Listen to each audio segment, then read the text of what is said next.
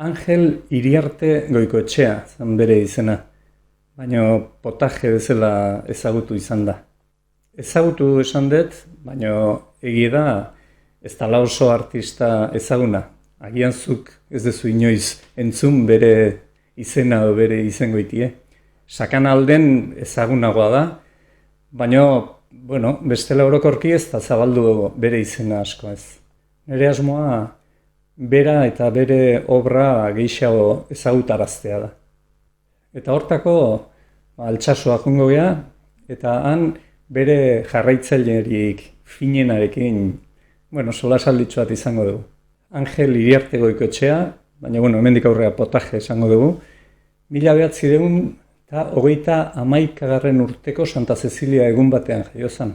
Agian santuk zerikusi izan zezakeen bere afizion. Nik ere ezagutu nun bere azkeneko urtek izango ziren musikari bezala, baina nik ezagutu nun bateria jotzen, ez eskusoinua jotzen. Azkeneko urtetan biik uztartzen zituen sobrare. Baina orduan nik ez nekin ze mailako artista zen. Bere bizitza oso Altsasun egin ondoren, bertan hil zen 85 urtekin. Esan dean bezala ez da oso artista ezagune, baina nik uste dut nik joko dituten bere fandangok ezagunak egingo zaizkizula. Horrela dan. Gaurko saioa Bargagain izeneko fandango batekin, potajeren fandango batekin hasiko dugu.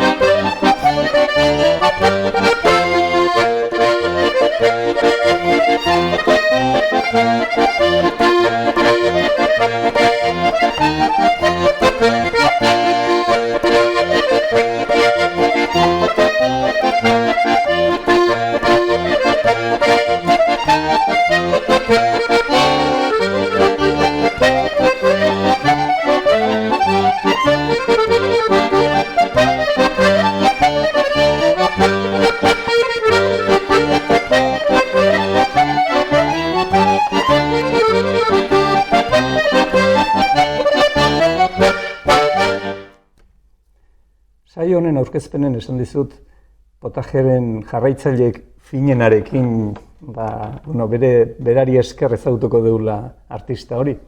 Hemen daukeu, Aritz Jauregi Iriarte da bere izena. Eta jarraitzaile sutsua, baino bere aitona zan potaje eta asko maite izanagatik bere aitona zalako, artista bezala ere asko miresten du. Kaixo, Aritz, egunon, zer modu? Ondo, hemen prest, hitz egiteko izkat eta poza hondiarekin. Nire bai, zatik, pena hundi ematen dit, badaude, ez da bakarrik zure aitonan kason, badare artistak oso lan izugarri egin duenak, lan importante egin duenak, eta ezagutzeko aukera oso gutxi izan duguna, ez? Eta zure aitonan kasun, ezagutzen dugu, nik ere ezagutzen dut bere obra betidanik, zati ni txikitatik Enrique Zelaia asko miresten nuen, ez? Eta, bere obrak asko potajeren azien, eta hori nik, orain dela gutxi arte, ez dut jakin, ez da? Bai, hala izan da, ez? Nik uste, funtsezkoa dena da, potajeren asmoa zala, bere musika egitea modu rural batean, nolabait esan da, herrian edo Sakanako inguruko erritatiba jotzen eta pixkat bera disfrutatzen eta jendari gauz bera gertatzea, disfrutatzea bere musikarekin. Baina ez zeukan helburuan ikuste diskoak grabatzeko edo bera ezaguna egiteko, ez? Orduan nik uste hori izan delakakoa, gelditzeko pixkat, nolabait esan da, itzal batean, ez? Bere pertsona ez da ezaguna sakanatik kanpo, bera sortutako jotak eta fandangoak eta porosaldak ezagunak egin dira, beste musikari batzuen diskotan sartutak, egon direlakoz, baina bere pertsona ez da ezaguna izan, ez? Orduan ikuste hori gertatu dela. Hasiko gara pixkat, iruditzen bali mazaizu, atzea jungo geha, pixkat ezagutzeko bera pertsona bezala, ez? Eta, zein egokigo zu baino, ez? Lehenengo galdetzen egizuna zen, arraro egiten da hori, Angel Iriarte goikotxea zan bera, potaje. Eta potaje hori nondi dator?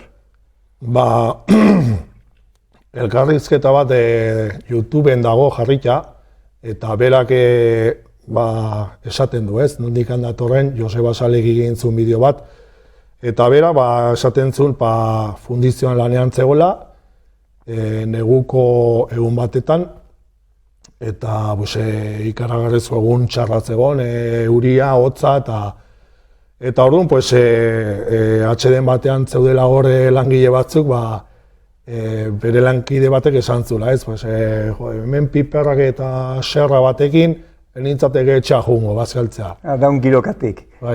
Eta potaje, Angelek esan zula, ze pimientos ni hostias, hobe potaje plater bat jatea. Delistak edo babarrunak edo lako zerbait, eta hortik aurrera potaje litu zen, eta azkenean ezagunago zela potaje den bidez Angele baino. Berak ondo hartzen zuen goitizena. Bai, guztuka zeugan, nola.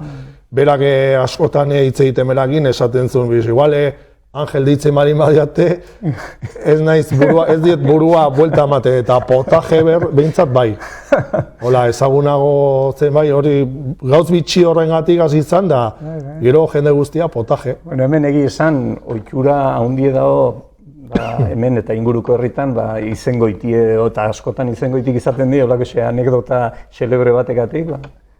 Aritz, jakina dauket bera, gazte edo, 14 urtekin hasi zala, eta foton bat edo ikusi denik bera eskusoinua jotzen, baino eskubin botoidune, eta gerora bere ibilbide guztia tekladun soinu batekin ikusi izan dut.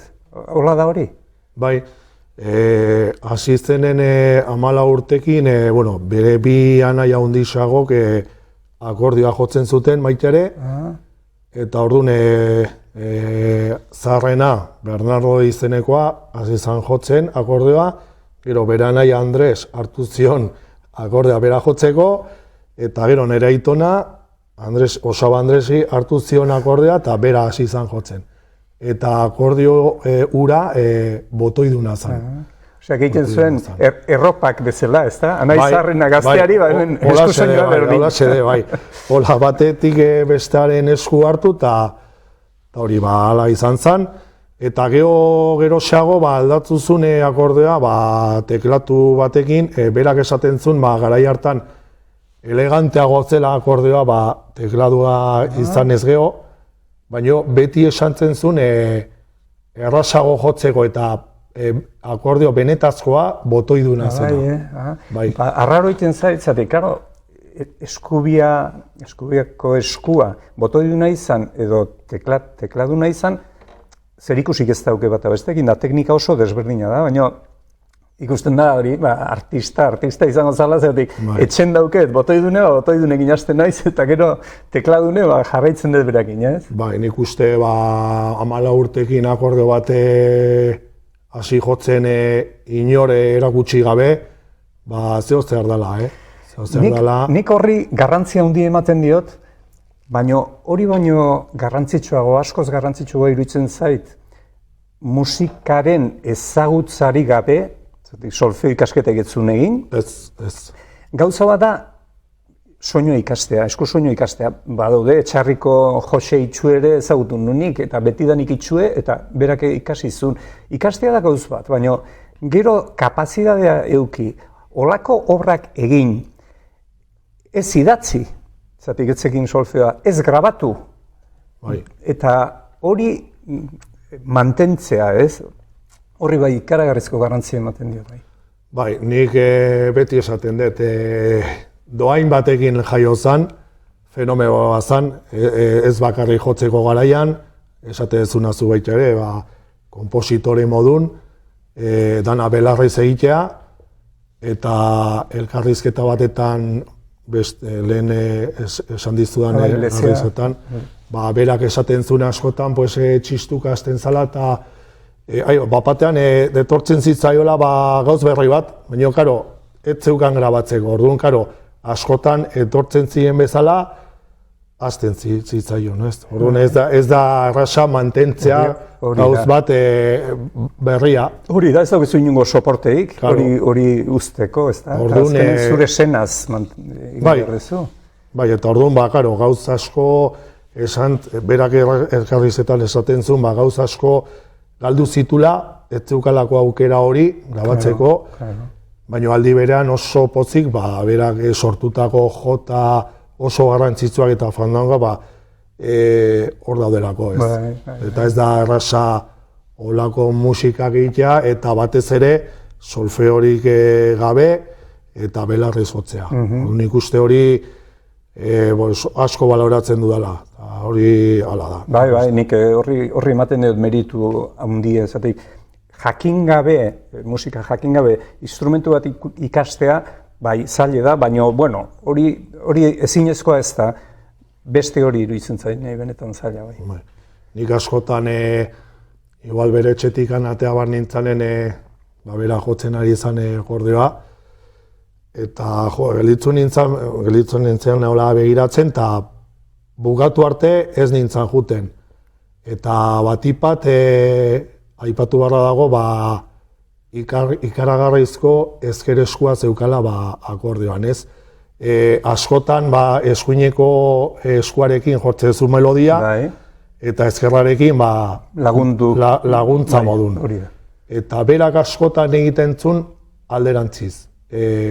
Jota bat edo jotzen ari zuen bitartean, erdian aldatzen zuen, eta melodia ezker eskuarekin jotzen, eta laguntza eskuinarekin. Eta hori ez nik esan dakoa, herriko musikari asko esan diate, doain ikaragarria zeukala hortan, eta Enrique Zelaia berak esan zian, potajetaz hitz egin da, berak potaje egiten zituen gauza asko, akordeokin, berak ezin zula lortu egitea, ez? Eta nik uste, Enrique bera esatea, bada zerbait, bai. Talentu berezi bat behar da, ikusten da, berak, intuizio ikaragarri aparte, talentu berezi bat izango zula. Nik pena daukat ez nulako ezagutu soinu jole bezala, baina zuretzako hori ispilu bat izango zen, zer dizuk, potaje txiki deitzen dizu, ez da? Trikitisa jotzen duzu. Pixka bat, aitonaren arira edo, bere bidea jarraitzeko osmoken bezala edo? Bai, hasi nintzen nola pixka beti, azkenen akordeonen artean egon naiz txikitatik, baina sekulan ez detola olako idei bat hartu, instrumento bat jotzeko garaian, eta, bera hiltzanen prestatu genuen pixkate disko bat, bere komposizio guztia sartzeko, batera, Cruz Mari Martínez laguntzarekin, beste fenomeno bat, eta hori bukatu nunean, hasi nintzen pentsatzen, akordea hasteko jotzen. Bino solfeori gabe hasteko ikusi nun zaila zela batipat solfeo alde batetikan eta gero instrumentoa beste aldetikan, ez? Orduan esan ziaten trikia beste irtenbide bat zela hasteko, errazago ikasteko, Eta, bueno, hasi nintzen jotzen, eta bueno, pixkat aitonaren oroimenez hartutako ohitura edo hartu nun, eta, bueno, hortik aurrera, potzik jotzen jaietan, eta, bueno, ondo ibiltzen geha. Pixkat, potajeen bizira junda berriro, berak esan dezulen, fundizio baten egiten zula lana, berak bere eguneroko bizitzan ere egiten zuen garai hartan modan zeuden doinuak hartu, eta bere eguneroko fundizioara noa, nire txirrindoarekin edo letra jartzen zituen, eta pixka bat ohitura hori baita bat zeuken, ez da? Bari, Trasteando taldeak atea zituen 3 diska, herriko kanta asko, ezberdinak, eta hor sartu zituen adibidez, Potajek sortutako kantako letrak. Bera kantatzen dana bera jarraitzun, eta beste kasu batetan, 2 kantatan baita ere musika bera konposatu zuen. Eta hori askotan kantatzen eta laneko bidean hartuta, txirrundalarekin edo... Eguneroko gauza bitxietaz kantak egin ez da. Bai, eta hori izan zen pixkat bizitzako gauzak naturaltasun ikaragarri batekin, eta bueno, hortxe daude bitinako. Horrekin lotu ez lehen esan dezuna, ez bere helburua ez zala azkenen grabatzea edo disfrutatzea soinuarekin eta bere festak eta hor ere egin zuen, zatik berak soinua jotzen zuen, baina baita orkestina antzeko bat montatu zuten eta horri biltzen ziren herri ez da? Bai, alde batetik Lagunonak elkartean hemen Altsasun egin zuten hola txaranga modu baten, akordeolari asko eta trompeta jotzaileak eta saxofoiak eta posgerrako garai hortako ateatziren musikariak asko ziren Lagunonak elkartekoak, eta orduan alde batetik jotzen zuten Altsasuko jaietan edo San Pedro Romerian edo pixkat olako egun markatutan, eta gero bestalde batetik egin zuten, parte hartu zuten Gautxori orkestan, eta hor zeuden trompeta, saxofoia, bateria eta akordeoa. Eta orduan egiten zutena zen, eskotzetan jo, jaurnartzetan jo, eta herriko jai askotan hartzen zituzten jotzeko. Eta nik uste hamarkada pilo bat egontzen ezagitzen bat, lehendikan ere Potaje egon baino lehen batzegon orkesta Gautxori, lehen esan dizudan bideoan adibidez, berak kontatzen du, lehen berak egon baino lehen egon zirenak, herritarrak, eta gero berak hasitzenean nortzu zeuden, garai hartan. Eta hori ni beti txikitan askotan ikusi ditut, lanrobera kargatzen, bateria eta gauz guztiek, eta Potaje aipatzeko, esan barra dago, alde batetik akordeoa jotzen zula, orkestan, eta gero beste alde batetik ikasi dizu baita ere bateria jotzen, eta bi instrumentotan alternatzen zu jotzeko.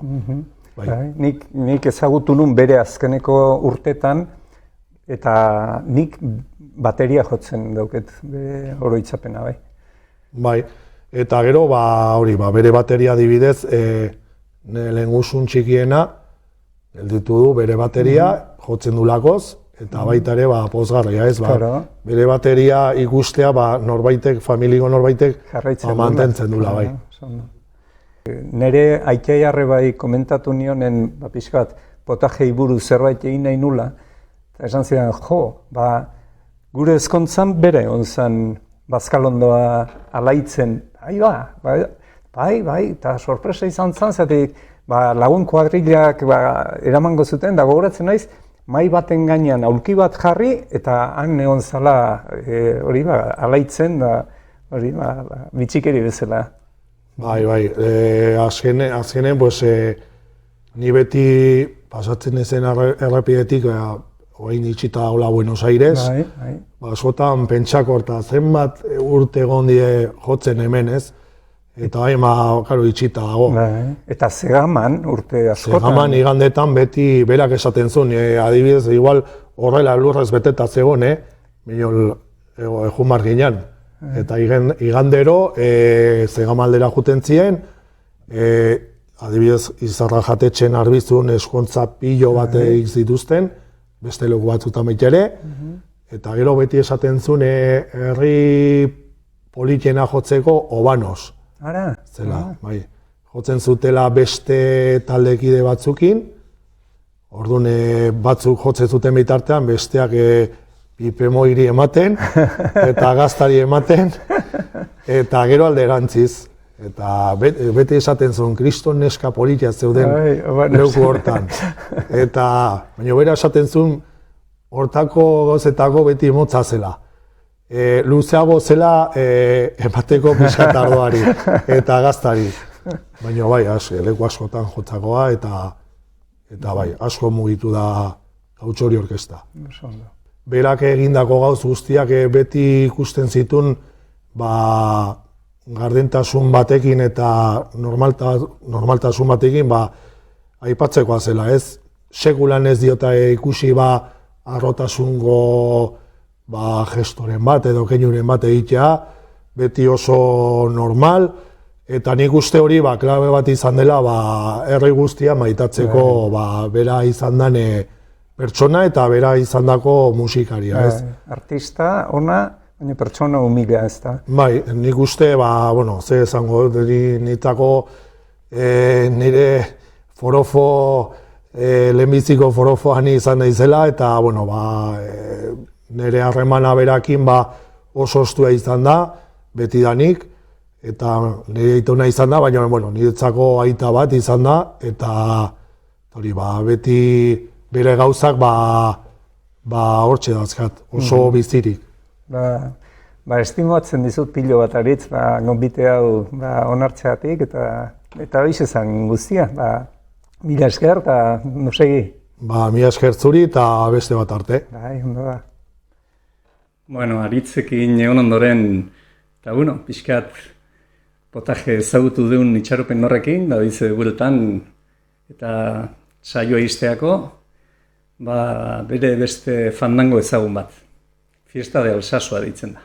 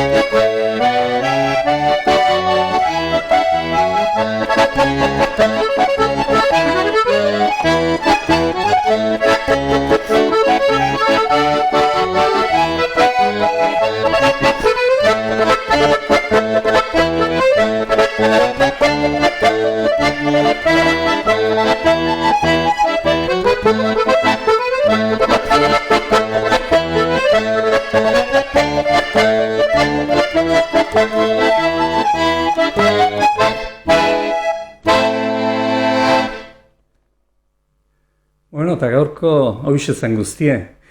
Ez dugu bukau potajekin, beste saio bat eskainiko diogu baita. Eta badakizu lagun, ondo badatorkizu, urrun arte, eta ondo izan bitarte.